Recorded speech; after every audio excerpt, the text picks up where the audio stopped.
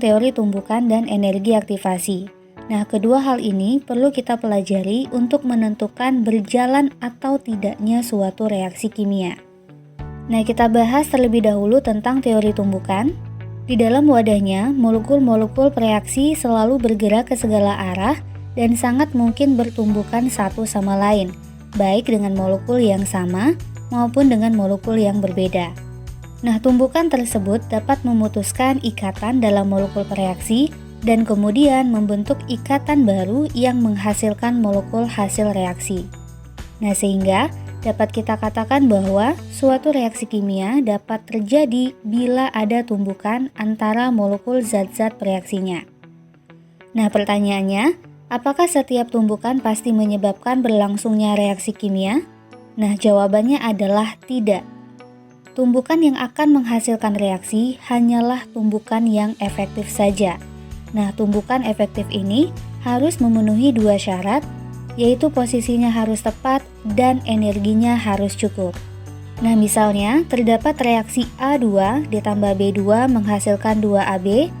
Terkait dengan tumbukan, ada beberapa kemungkinan yang terjadi ketika molekul-molekul A2 dan B2 bertumbukan dalam sistemnya. Nah, pertama, perhatikan ilustrasi berikut ini. Di dalam sistemnya, A2 dan B2 akan bergerak ke segala arah, dan pada ilustrasi ini, molekul A2 tidak bertumbukan dengan molekul B2, melainkan hanya terjadi tumbukan antara molekul B2 dengan molekul B2 lainnya. Sehingga tumbukan yang terjadi bukanlah tumbukan efektif karena posisi tumbukannya tidak tepat dan reaksinya tidak berlangsung. Nah, akibatnya tidak terbentuk molekul AB. Nah, berikutnya perhatikan ilustrasi gambar yang kedua. Di dalam sistemnya, A2 dan B2 bergerak ke segala arah, namun molekul A2 tidak bertumbukan sama sekali dengan molekul B2. Nah, sehingga tidak terjadi tumbukan efektif dan reaksi tidak berlangsung. Akibatnya tidak terbentuk molekul AB. Nah, ilustrasi yang ketiga, dalam sistemnya A2 dan B2 bertumbukan, namun energinya tidak melampaui energi aktivasi atau dengan bahasa sederhana energinya tidak cukup. Sehingga tumbukan yang terjadi bukanlah tumbukan efektif dan reaksi tidak berlangsung. Akibatnya tidak terbentuk molekul AB. Nah, ilustrasi yang berikutnya, di dalam sistemnya A2 dan B2 bertumbukan dengan arah atau posisi yang tepat serta dengan energi yang cukup. Nah, maka tumbukan yang terjadi merupakan tumbukan efektif sehingga reaksinya dapat berlangsung dan menghasilkan molekul AB. Berikutnya kita akan membahas tentang energi aktivasi. Nah, apa yang dimaksud dengan energi aktivasi? Energi pengaktifan atau energi aktivasi adalah energi minimum yang diperlukan untuk berlangsungnya suatu reaksi. Nah, berikut ini adalah grafik yang menunjukkan energi aktivasi untuk reaksi 2H2 ditambah O2 menghasilkan 2H2O.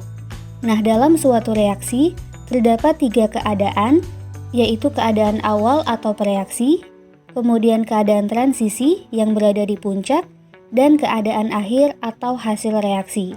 Nah, keadaan transisi disebut juga dengan kompleks teraktivasi, di mana pada keadaan ini ikatan baru sudah terbentuk namun ikatan lama belum putus. Nah, keadaan ini hanya berlangsung sesaat dan tidak stabil. Nah, dari grafik ini kita dapat melihat bahwa besarnya energi aktivasi adalah selisih energi dari keadaan awal ke keadaan transisi. Nah, berikutnya, keadaan transisi selalu mempunyai energi yang lebih tinggi daripada keadaan awal dan akhir. Sedangkan energi keadaan awal dapat lebih tinggi atau dapat lebih rendah daripada energi keadaan akhirnya. Bila keadaan awal lebih tinggi energinya, reaksi menghasilkan kalor atau disebut dengan reaksi eksoter yang energi aktivasinya dapat digambarkan melalui grafik berikut ini. Nah, apabila yang terjadi sebaliknya, di mana tingkat energi awalnya lebih rendah daripada energi akhirnya, maka reaksi yang berlangsung merupakan reaksi endoter yang energi aktivasinya dapat digambarkan melalui diagram berikut ini.